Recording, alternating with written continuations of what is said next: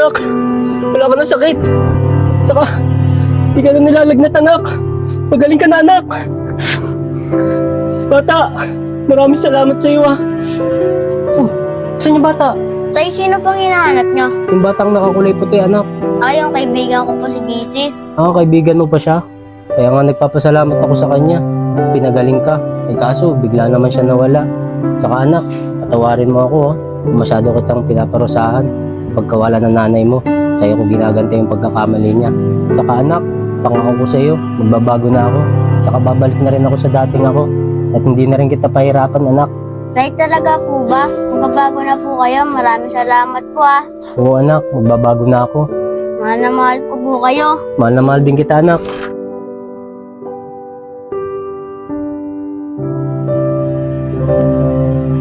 Sang, alis na nga pala ako. Sang, si Rosalie nga pala, pinagbilinan ko na magluluto ng pagkain doon. Sang, alis na ako, Sang. Eh, Jella, alis ka na ba? Oo, kanina ko pa sinasabi sa'yo. Teka lang, mag-iwan ka ng pagkain ng mga bata. Wala kaming pera mamaya panggastos dito. Gabi ka pa uuwi. Ano? Mag-iwan? Eh di ba nagbigay na ako ng pera si kagabi? Asan na yung pera kagabi? Para pang 1 linggo na natin yun ah. Ubus na kagad yun? Aba, Jill, hinahanap mo yung pera sa akin kagabi? Eh, yung gastusin ko lang sa mga anak mo araw-araw dito eh. Eh, mayroon pa akong mga utang na binayaran. Nag-aaral yung mga anak mo. Ang dami kong gastusin dito sa bahay. Eh, yung paghingi-hingi lang ng pera ng mga anak mo, mayat maya eh. Paano di mauubos yung perang iniwan mo? Ano Sang? Gastusin dito sa bahay? Eh alam ko sobra-sobra pa yung binibigay ko sa yung pera eh. Saka alam ko yung mga utang natin nakaraan, bayad na yun ah. Saan mo ba ginagastos yung pera? Ba't ang bilis maubos? Ayun, mag-asawa. Nagsisigawan. Baka yun yung sinasabi ni Bossing. Ah, basta bigyan mo na lang ako. Hindi ako manghihingi sa'yo kung sobra-sobra pa yung pera dito sa akin. Sige na, eto. O yan, may 200 pa ako. Papasok na ako sa trabaho.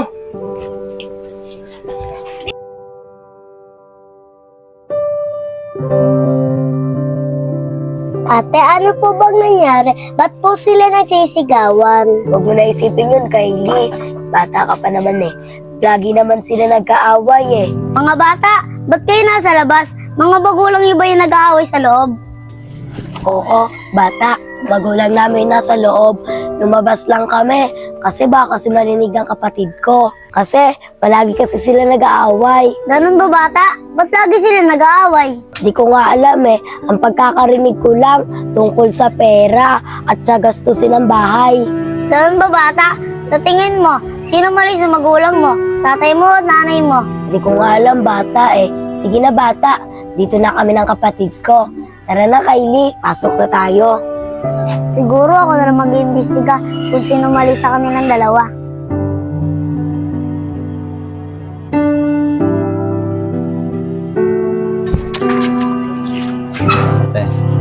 Pre, gustahan tayo, wala ka na naman pera, no? Ikaw kasi, binibigay mo lahat sa asawa mo yung pera mo eh. Hindi ka nagtitira para sa'yo. Ba't di ka na lang kasi maghanap ng iba, pre? Kaysa naman dyan sa asawa mo, talo ka lang naghihirap eh. Ang laks-laks mo pa naman kumita. Ano pre, iwanan yung asawa ko. Hindi ko yata kayang iwanan yung asawa ko. Alam mo pre, kahit ganun yun, nanay pa rin ng mga anak ko yun. Eh ang gusto ko lang naman sana sa kanya, magbago siya. Kaso hindi ko alam kung paano ang gagawin ko. Nako, pre, mukhang malabo yata magbago yung asawa mo. Mahirap yun. Alam mo pre, tanging paraan na lang yan. Paghanap ka na lang ng bagong asawa. Ikaw talaga pre, palibasa kasi binata ka eh. Ba't kaya gusto niya magbago yung asawa niya? Ay naman ang aalamin ko.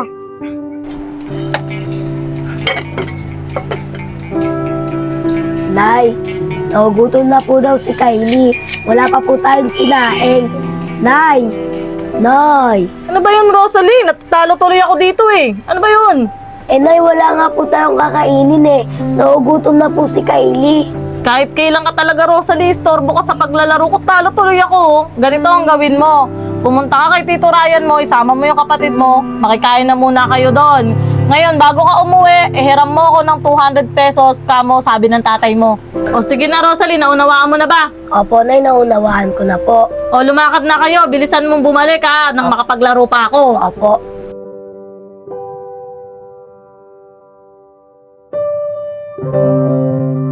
Kaya pala, nabibili ka sa Yes, laro. makakabawi pa yata ako. Pinahihirapan ng asawa mo, nawawala dahil sa'yo. Kailangan kita turuan ng leksyon. Bus na, talo na. Ang tagal naman ito ni Rosalie. Sinabihan ko na bilisan eh. Teka nga, sundan ko na nga nang makapaglaro uli ako.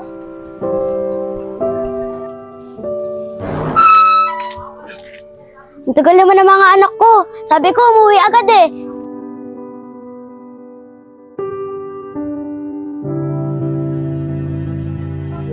Rosalie, Kylie, ang tagal niyo naman makabalik. Sabi ko, kumain lang kayo dun ah. Nasaan na pala yung 200 na pinaperam ko?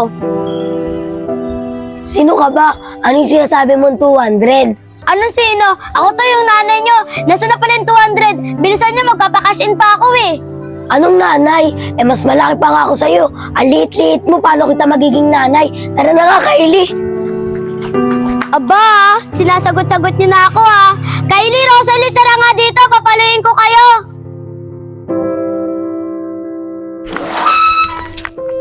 Teka lang, Kylie. Parang kamukha ni nanay yun ah, nung bata. Oo nga ate, tsaka cellphone ni nanay yung dala niya. At damit pa ni nanay ang suot nga. Nay, nay, asa na po kayo? Nay, nay, wala dito. Nay, wala din Kylie. Hindi kaya si nanay yun? Ate, imposible naman si nanay yun. Oo nga no. Tara, hanapin na lang natin si nanay sa labas. Tara. Oh, saan kayo pupunta? Sino yung hinanap nyo? Nanay nyo? Sabi ko sa inyo eh. Ako yung nanay nyo eh. Pumasok nga kayo doon.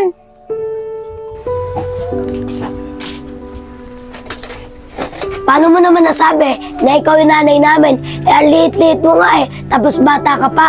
Tumingin ka kaya sa salamin para matignan mo yung itsura mo. Hala! Ano nangyari sa akin? Ba't bumalik ako sa pagkabata? Kaya pala ayaw maniwala sa akin ng mga anak ko eh. Paano kaya maniniwala yung mga anak ko na ako ang nanay nila?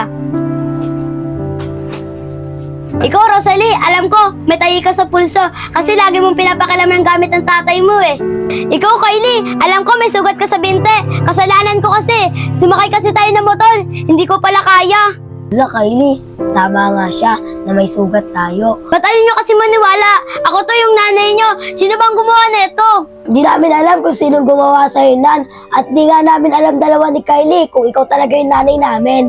Tama siya. Siya yung nanay nyo. Ako gumawa sa kanya nan. Ikaw? Ikaw yung gumawa sa akin nito? Sino ka bang bata ka? Nababa ako dito ni Bossing para turuan ka ng leksyon. Kasi mali ang ginagawa mo sa asawa mo. Nagtatrabaho siya ng mabuti.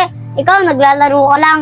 Inuubos mo yung pera niya. Kaya yan, bata ka na. Maglaro ka na ng maglaro.